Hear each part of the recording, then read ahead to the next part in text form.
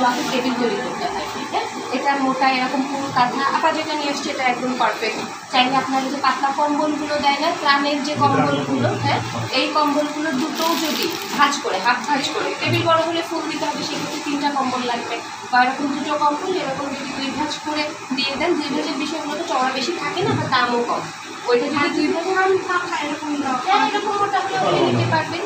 কম্বল হয় কি, যত বেশি নরম থাকবে লকটা হচ্ছে ডাইসে দেবে, আবার বেশি ডাইস দেবে গেলে হচ্ছে আবার রং সাইড একটা খুব বেশি শক্ত হবে না, আবার একেবারে নরম ফোম একেবারে গদি হবে না, যাতে হচ্ছে বা ডাইস সম্পূর্ণ বসে যায়। তো এরকমভাবে হতে হবে। প্রথমে কী করতে হয়, ওই টেবিল রেডি করে ডাইস দিয়ে হচ্ছে কাপড়ে ছাপ দিতে হবে, তাহলে আপনি নিজেই বুঝবেন যে কোনটা রং বসে যাচ্ছে, কোনটা রং বসছে না। তো আমরা এটা যেটা আছে এটা মোটামুটি চলবে, এটা হবে অসুবিধা হলে কাজ করা যাবে।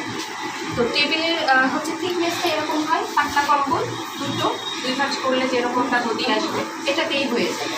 আবার এই যে থালা আছে না, ওই যে গজ সেটাও হচ্ছে যেমন হচ্ছে লম্বা যারা প্রফেশনাল, এটা হচ্ছে কারখানা লেভেলটা আছে, যারা কারখানা লেভেলে কাজ করে তারা এই কম্বল টম্বল কাঁথা তো দিয়ে পারে না, তারা ওই বড় গজ কাপড়, হ্যাঁ গজের থালাগুলো কেনে, ওইটা কিনে কয়েক পুরো কটটা মোটা করে উপরে মার্জিন কাপড়গুলো আছে না, শক্ত যে কাপড়গুলো আছে সেই মার্জিন কাপড় অথবা হচ্ছে জিন্সের যে গ্যাবার্ডিন জিন্স যেগুলো, এগুলোর উপরে কাপড়টাকে দিয়ে দেয়, দিয়ে কী করে ওই কাটা আছে পেরেক মেরে দেয়, তাহলে একদম টান টান থাকে, একদম এটা একদম স্থায়ী। কিন্তু আমাদের পাশাপাশিতে তো ওইভাবে স্থায়ী করা সম্ভব হয় না, আমরা এরকমভাবে একটা টেবিলের পরে নিয়ে পড়বো। যারা কারখানা লেভেলে করে তারা এইভাবে কাঠের বড় টেবিল এরকম লম্বা এরকম টেবিল বড় তৈরি করে দেয়, যেমন আমাদের কারখানাগুলোতে এরকম কাজ চলে। এবার আমরা রঙে চলে যাই, রঙগুলা বলছি।